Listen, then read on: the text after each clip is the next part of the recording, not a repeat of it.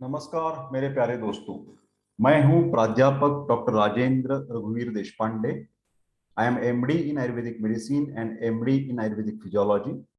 आज का वीडियो का टॉपिक बहुत ही इंटरेस्टिंग है।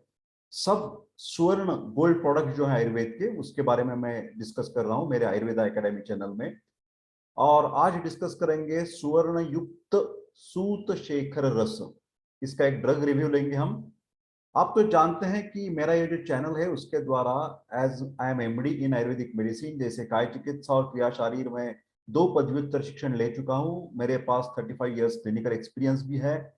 तो इसके द्वारा जो भी मैं चर्चा करता हूं वो बहुत ही साइंटिफिक तरीके से करता हूं और एक्सपीरियंस्ड वो चर्चा रहती है। बहुत सारे वीडियोस मैंने देखे यूट्यूब पर, यह है स्वर्णयुक्त सूचेकर रस। पर आज जो मैं बात करने वाला हूं उसी तरह की बात, साइंटिफिक एक्सप्लेनेशन एक भी वीडियो में मैंने नहीं देखा। सब बोल रहे कि ये सुच शेखर है पित्त के लिए है, सुच शेखर रस है पित्त के लिए। अरे भैया, कौन सी किस तरह की पित्त के लिए है, कौन सी अवस्था में सुच शेखर इस्तेमाल करना चाहिए, ये बातें एक भी वीडियो में नहीं है। तो इसीलिए मैं आपको हाथ जोड़कर विनंती करता हूं कि ये मेरा वीडियो एंड तक देखिए और उसके द्वारा आपको बहुत सारी ज्ञान मिल सकता है। तो this is my WhatsApp number 9226810630 for paid online consultation और पेड ऑनलाइन बीएमएस क्लासेस। ये वीडियो आपको बाद में आयुर्वेदिक मेडिसिन, बहुत सारे वीडियोस है इसमें, ये प्लेलिस्ट की जो मेनू है उसमें, तो आप जरूर वो सब देख सकते हैं। तो ये देखिए सुवर्णकल्प, मैं हर एक स्लाइड में बता रहा हूं कि ये गोल्ड प्रोडक्ट जो आयुर्वेद के हैं वो बहुत महंगे होते हैं, लेकिन लाजवाब उसकी उपयुक्तता है। मैं इतने सारे वीडियोस की मतलब तैयारी कर चुका हूं, जैसे ब्राह्मी मिट्टी, बृहत्वा चिंतामणि, हेमाभ्र रस सिंदूर, महालक्ष्मी विलास, ये 4 वीडियो जो है गोल्ड प्रोडक्ट्स के वो ऑलरेडी अपलोड कर चुका हूं। तो कृपा करके ये सब वीडियो आप देखते जाइए। अभी ये 5th वीडियो है इस सीरीज का। ध्यान से सुनिए, मैं बहुत सारे सीरियल्स बना रहता हूं, तो सीरीज से क्या हो जाता है, एक तरीके से जो कंसेप्ट है वो आपके मन में क्लियर हो जाती है। तो सुवर्ण युक्त सूचेकर योग रत्नाकर में बता दिया है। मकर ध्वज हम डिस्कस करेंगे बाद में, ये सब वीडियो आने वाले हैं, इसके लिए इसलिए के ट्रेलर। मकर ध्वज वटी देखिए, स्वर्ण मालिनी वसंत श्वास का चिंतामणि रस, वसंत कुसुमाकर रस, योगेंद्र रस, जवाहर मोहरा, ये सब क्या है, गोल्ड प्रोडक्ट्स है। उसमें सुवर्ण है, सोना है, जय मंगल रस, कुमार कल्याण रस, रसराज रस, सिद्ध मकर ध्वज रस, त्रैलोक्य चिंतामणि, महायोगराज गुग्गल स्वर्ण युक्त, सादा भी मिल जाता है, पूर्ण चंद्रोदय, कामदुदा रस, मोतीयुक्त, शिलाजित्वादिवटी स्वर्ण युक्त, स्वर्ण भूपति रस। तो आज का जो विषय हम डिस्कस करेंगे उसके पहले एक बात ध्यान से सुनिए कि ये आयुर्वेदिक हर्बो मिनरल मेडिसिन है, जिसमें वनस्पतियां भी हैं और मेटल्स भी हैं। फिलहाल ये जो मिनरल्स रहते हैं वो 100% प्यूरिफाइड रहते हैं। शुद्ध सुवर्ण, शुद्ध पारा, शुद्ध गंधक। शुद्ध का मतलब है बहुत उसकी तरफ वो भट्टी देकर क्या बोलते हैं उसका अग्नि संस्कार किए जाते हैं और वो बहुत फाइन प्रोडक्ट बन जाता है, नॉन टॉक्सिक बन जाता है। ये गोल्ड प्रोडक्ट जो है उसकी मतलब कीमत जो है वो ज्यादा रहती है। एक tablet ranges from 25 rupees to even 150-200 rupees, especially which contain the gold, that is सुवर्ण और मोती युक्त। सुवर्ण का महत्व क्या है, हर एक जिसमें हम सुवर्ण डाल देते हैं तो वो अपने आप प्रोडक्ट ओजो वर्धक बन जाता है। ओज is specific concept of Ayurveda which is called as सप्त धातु का इसेंस है, सप्त धातुआत्मक। जो जो अच्छी चीजें, हर एक रस रक्त मांस मेद अस्थि मज्जा, उसके द्वारा हमारा ये ओज या इम्यूनिटी बनती है। ओज का पैरेलल कंसेप्ट है मॉडर्न की इम्यूनिटी कंसेप्ट, व्याधि प्रतिकार क्षमता, fighting capacity with the diseases. तो स्वर्ण इज हमेशा वो इम्यून सिस्टम हमारी जो है उसको बूस्ट करता है, तो इम्यूनो बूस्टर है। ये बहुत ही इफेक्टिव है फॉर ये जो गोल्ड प्रोडक्ट्स।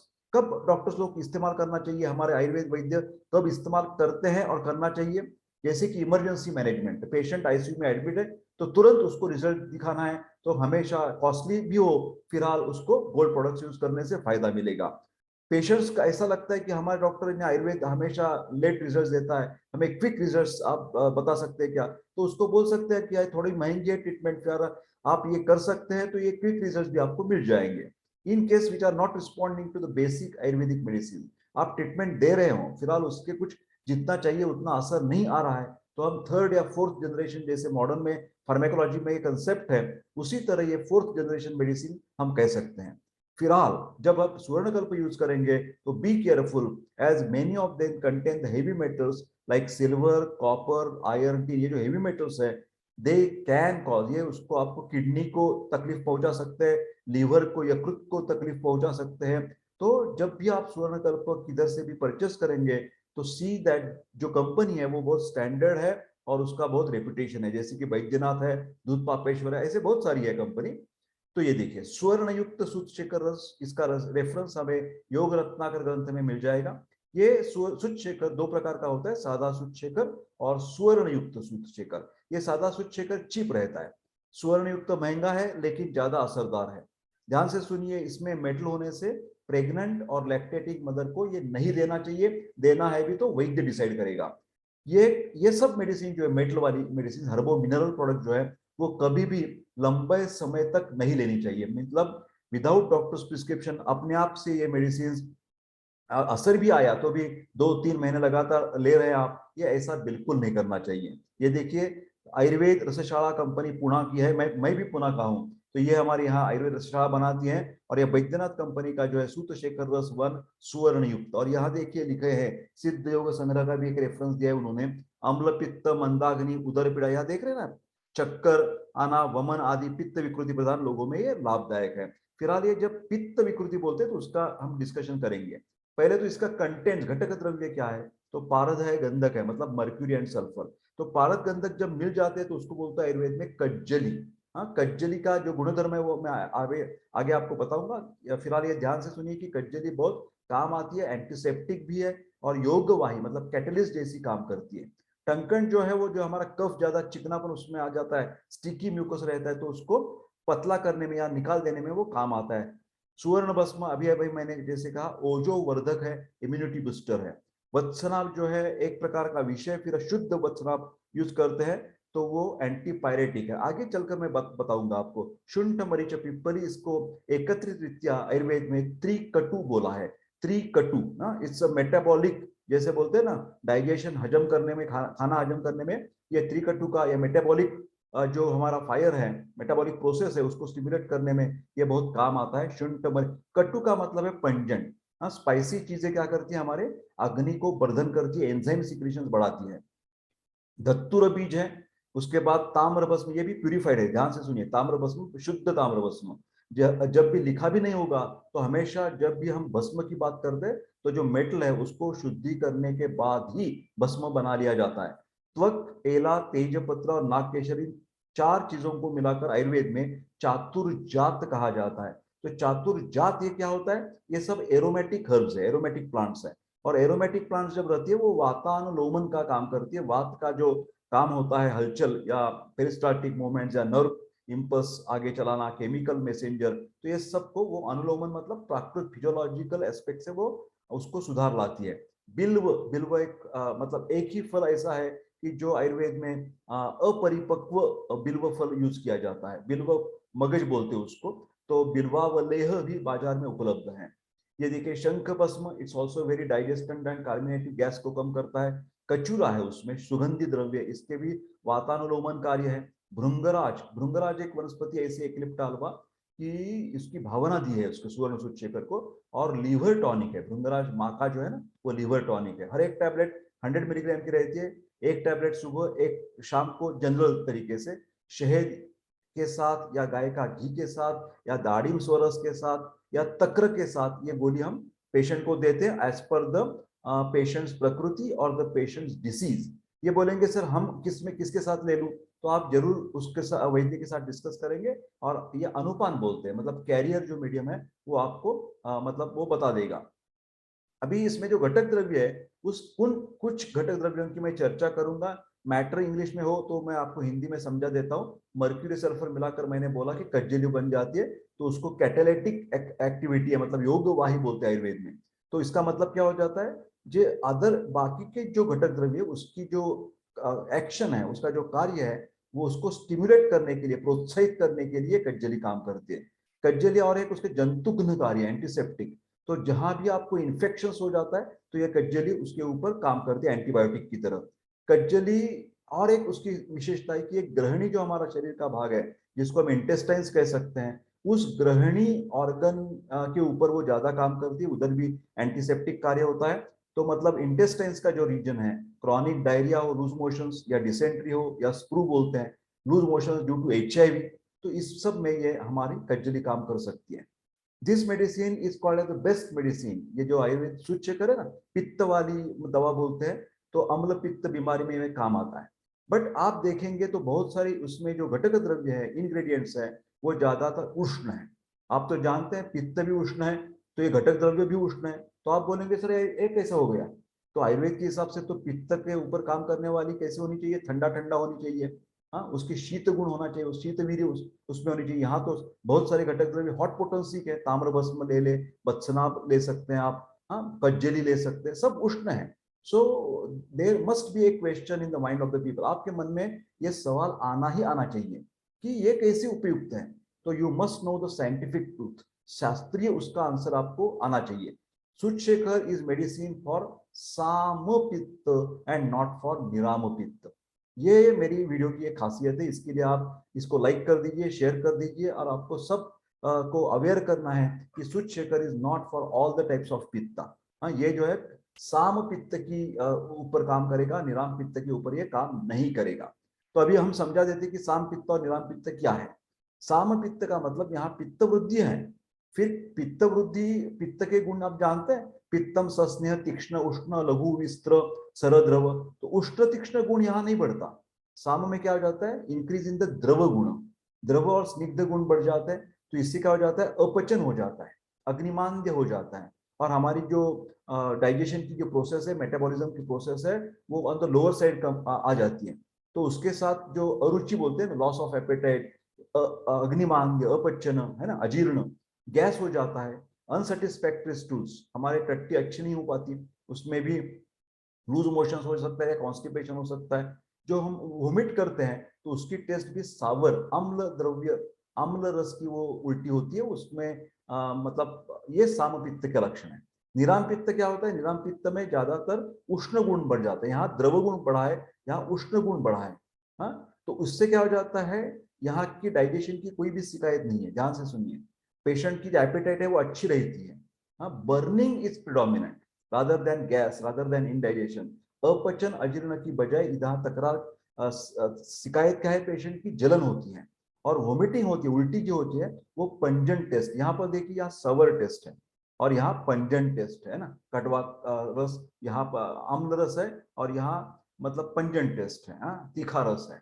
ठीक है, तो ये ध्यान से सुनिए, स्लाइड आपके लिए बहुत फायदेमंद है कि सूत्र स्वर्ण युक्त, चाहे सूच्यकर लो चाहे स्वर्ण युक्त ले लो, तो इसकी काम कहां पर हो जाएगा? साम पित्त में हो जाएगा, निराम पित्त में नहीं होगा। तो जिसकी अम्ल पित्त, जिसकी एसिडिटी पहले उसके अजीर्ण है, पहले उसको अग्निमांद्य है, पहले उसको टट्टी अच्छी नहीं हो रही, भूख नहीं लग रही है, और आपको छाती में जलन हो रही है, तो साम पित्त है। ठीक है, तो ये त्रिकटु, अभी देखिए घटक द्रव्य का फार्माकोडायनेमिक्स में बता रहा हूं। ये दीपन पाचन काम करेगा। हमारा जो इंडाइजेशन हो गया है साम पित्त से, एपेटाइजर है, भूख बढ़ाएगा, कार्मिनेटिव, खाना हजम हो जाएगा। चातुर्जात है, वो वातानुलोबन का काम करेगा, पेरिस्टाल्टिक मूवमेंट अच्छी रहेगी। शंख भस्म, ये पित्त का जो द्रवगुण बढ़ा है वो कम कर देगा।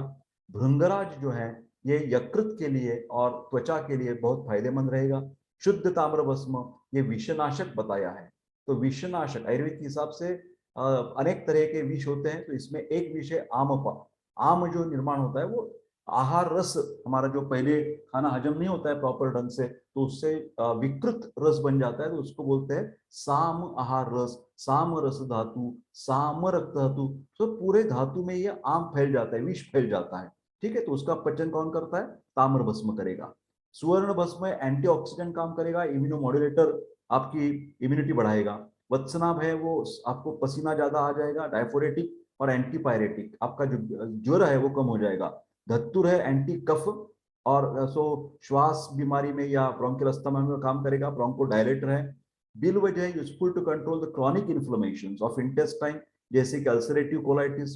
जहां हम सैलाजोपायरिन यूज करते हैं उसकी बजाय आप क्या यूज कर सकेंगे? स्वर्ण युक्त सूच्यकर रस भी आप उसमें काम करेगा।